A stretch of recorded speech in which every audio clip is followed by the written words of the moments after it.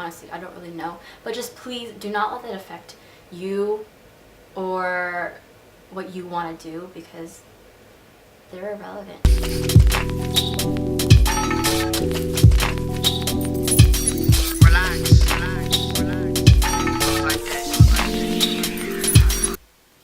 Hi guys, so I'm going to do a kind of advice video for people that maybe want to start a beauty channel on YouTube. I had a lot of questions on Ask FM and my Instagram and all of that, and I want to be able to help all those that maybe are wondering any advice I could give them as far as making a YouTube channel. I know this isn't for everyone, so it is going to be a lot of talking. If you're not interested in this, then I advise not watching this video, because it is going to be a lot of rambling, just tips and all that. What I've learned as far as starting a YouTube channel. So first of all, I'm just going to say like how I started YouTube.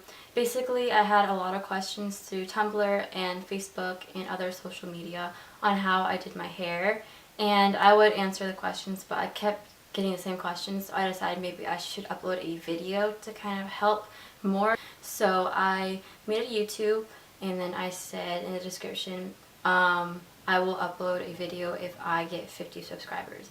And in about 2 days or so, I had more than 100 subscribers, so I was like, wow, that's crazy. Didn't think that people actually wanted a video from me, so I was like, okay, I'll upload my video. So I uploaded my video. It was my wavy hair tutorial, which I still have up. And from then on, I just left YouTube. I didn't really think much of it. I just uploaded a video, got it over with, and then I went for a couple of months not even going on my YouTube at all. And then during summertime, I got really bored, didn't have much to do, but I had a lot of free time. So I went ahead and looked back on my YouTube, and I realized I got a little bit more attention since the last time I saw it. So I was like, maybe I should start uploading more just for fun, because I really like fashion and I really like makeup, and I still got a lot of questions on how I did certain things. I still want to be able to answer those questions and help anyone out that wanted to know. So around summertime, I uploaded more frequently. I'd say about once or twice every 2 weeks or so, and then weekly. So that's when I started uploading more often, and then that's when I started getting more views. And ever since then, I've been uploading more frequently, and here I am. So like, I only started my YouTube in January. I stopped, so really I didn't start till around summertime. So I know that I won't have as much experience. I still have a lot more to learn, but I wanted to share with you guys the things I have learned and what I think helps as far as starting out on YouTube and how you want to go about doing that. For me personally, what worked. So yeah. So first of all, my camera. So I started out with a point and shoot camera I had laying around. It was a Canon at 12 megapixels. It was really simple. I don't remember the exact model, but any point and shoot really that can at least capture an image with somewhat good quality is something you want to start with. You don't need a super nice DSLR camera. I didn't get a DSLR camera till last month. So up until that point, I had used a point and shoot camera, and a couple of my videos I used my iPhone camera. Like my outfit of the week video, I used only my iPhone. And so as long as you have a simple camera, you don't really need a nice one. It's nice to invest to get a nicer one, because you can do more. Having better quality videos might attract more people and all of that. So it is nice to eventually get one, but starting out you don't really need one. So don't think that just because you don't have a super nice camera you can't make videos, because that's not true at all. Next is editing. I started out using iMovie because it was on my laptop. I have a MacBook and I just played around with it, and then I eventually got into Final Cut Pro because I noticed that a lot of famous YouTubers use that, and I really liked how their videos looked. And Final Cut Pro is a lot more expensive. It's $300, and I think that if you're really serious about making videos, that you should invest in it, because it will help you out in the long run. If you're just playing around, you don't really know for sure if you really want to do YouTube, or if you're really going to get really into it, then just use something cheap. Like iMovie is $15.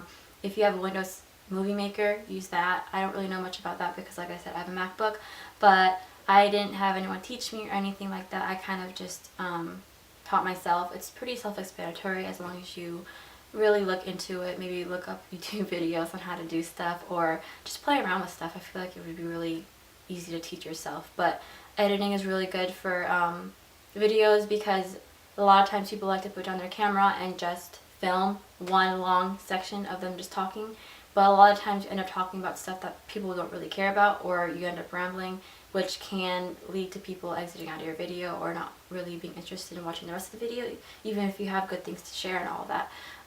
People just don't have attention spans for that sometimes, and I find myself doing that sometimes too, so yeah. But it's a lot easier for you to be able to make better videos if you edit them, so that way you can at least cut different clips and paste them in a sense so everything makes sense and you only get across what you really want in your video, and it looks more professionally done than just sitting down with the camera. But as you know, if you're starting out, you learn from your mistakes. I mean, it's fine if you do that, but it's nice to be able to edit because it makes your videos look a lot better.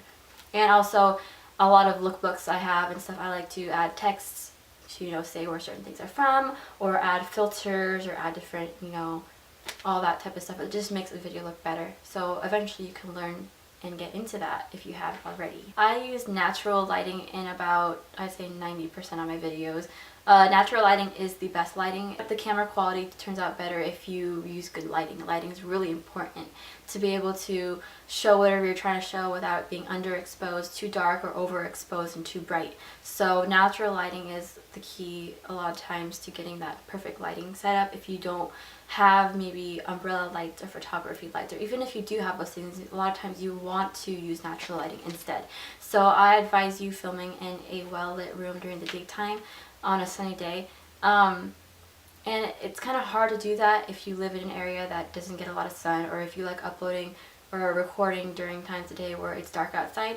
So umbrella lighting is then a good idea for you to use if you want to use that instead. I got my 2 umbrella lights off of Amazon. I will link those below, but those are something you can invest in if you want to have at least as an option if natural lighting is not an option. Next is, I advise you to promote yourself on social media.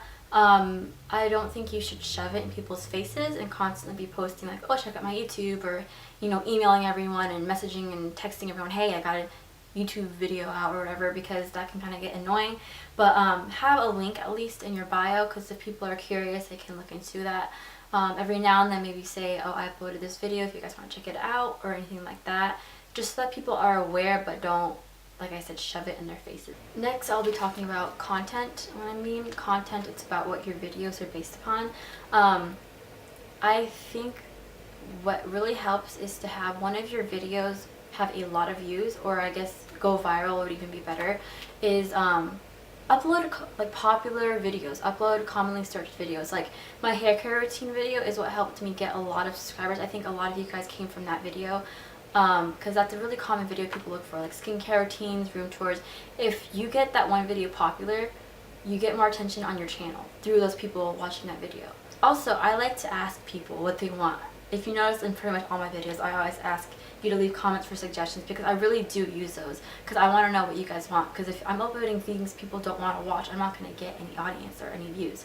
So I want to be able to answer people's questions that people have, so that way I know when I upload it, it actually helps someone, or actually helps people, not just to upload.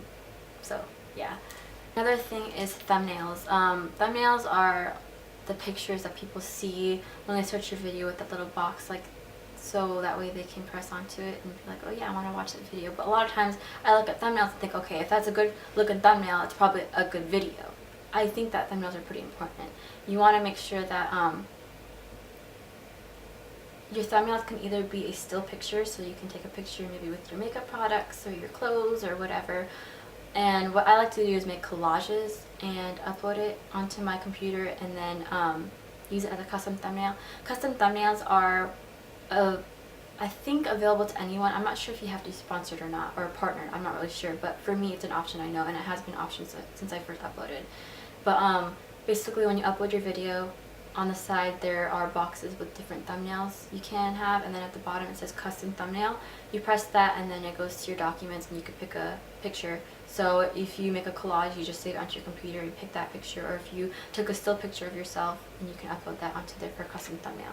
So that's something to think about also when you upload videos, is to have a nice looking thumbnail, because that attracts more people to your videos too. So I'm going to talk about consistency, and that means how often you upload, which, as I mentioned before, was really important for me, because I uploaded one video and I got a little bit of attention, but I feel like if I were to continue to upload more often, I would have more subscribers, because when I did that in the summertime, I started getting more views and more subscribers because I was uploading more frequently, and I had more videos for people to you know, be able to look at my channel. Because if you have just a few videos, it's hard for you to be relevant, but if you have a lot of videos, people can, you know, see in the related videos or be able to watch, and people just want to be able to know that you are going to be uploading consistently, not that you're just going to upload a few here and there and they're not going to get that much from you anymore. So consistency is important as far as making sure you start a channel and maintain a channel. Next is haters. Haters go and hate, just kidding, not really.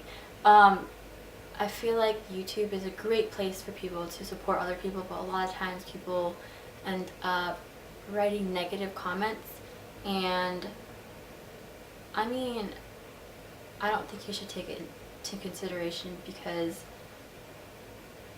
you know, if you're doing what you love, it shouldn't matter what people say at all. So don't let that stop you from doing what you want to do. If you want to make videos, if that's your passion, if you like film editing, if you like fashion, if you like beauty, if you like anything that you're making videos on, that shouldn't affect you, because you should be doing what you want to do, and what people, you know, say doesn't have to mean anything, because that's what they think. It's not really, it shouldn't affect you. So don't let that, you know, matter, because I mean, every now and then I do get those comments, and it hurts, and I don't know, it's just, you have to realize that those people are sometimes doing that, you know, just because they feel like it makes them feel better.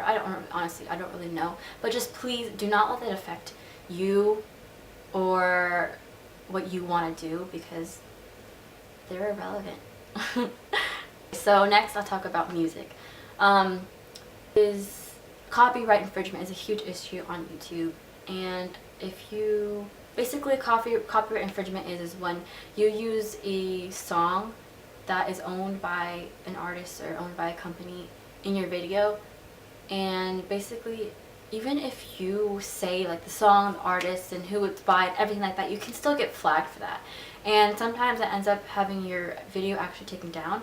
It hasn't happened to me, but I have had a video flagged, or a couple of videos flagged for having content of copyright infringement music stuff. I like getting my music from SoundCloud, and they have the option on SoundCloud to download sometimes songs, and a lot of times artists give you permission to use their songs, so I like using that. A lot of times if you use remixes and songs people never ever heard of, then you are okay, but I would not risk using music that is mainstream or a lot of people know about, just because there's always that risk. People sometimes get away with it, but I don't think it's a good idea to do that if you're really serious about making videos, because that can be a problem. Another thing I advise is to kind of capture the viewer's attention in the beginning of your video. Beginnings, that's that word. Anyway, and to keep your intros kind of to the point. I know I do that sometimes. My intros are super long, but I know that when I watch videos, if they ramble on, then I end up skipping a lot of their video or just exiting out because they talk too much. So just keep that in mind. I know that sometimes when you start a video, you do want to let people know what you're going to be talking about, and videos do involve talking, but I know a lot of people get tired of that. The last thing we talk about is monetization. Basically, it's when you get paid for your videos. I know that when I started out, I was not monetized. I didn't understand monetization, but I knew it was an option when you uploaded videos, like if you can, you know, monetize it or not. So I didn't really understand it, and it is kind of complicated, but I know Google AdSense is an option. It's a safe option because it is through Google, and it's easy because it is through Google, and YouTube is obviously with Google. So it's just, it goes hand in hand with each other. But it does involve things like telling them your social security number, your tax information, your address, your billing information, all that, because you do get paid. And I don't know exactly how they pay you, like what exactly is the whole rates that go along with that, like is it by subscribers? I know as factors of your views, your subscribers, how many times people click on the ads that show up, because you get paid through those ads. The ads that people have in, like before videos, that's what they get paid for, is for you watching those little ads before their videos. So I'm partnered with Style Hall, and by contract I'm not allowed to say much about like as far as what I get paid or how I get paid. But I don't really know myself, like the rates and everything, whether it was Google AdSense or Style Hall, but just know that is an option that you might want to get into eventually, if because when you're starting out you're most likely not getting a lot of views to begin with, so it might not even be something to consider, but eventually maybe you will. But yeah, and I have a lot more to learn, so if you have, you know, anything else you want to say, comment below for people, you know, want more advice for everything. And also if you have any more questions, let me know too, because I know that I probably skipped some things that people wanted to know, but I thought overall those were the main things I wanted to talk about. So yeah, as always, don't forget to like this video, subscribe for more videos, you know, comment for more video suggestions because I will be reading those. So yeah, have a wonderful day, guys. Bye.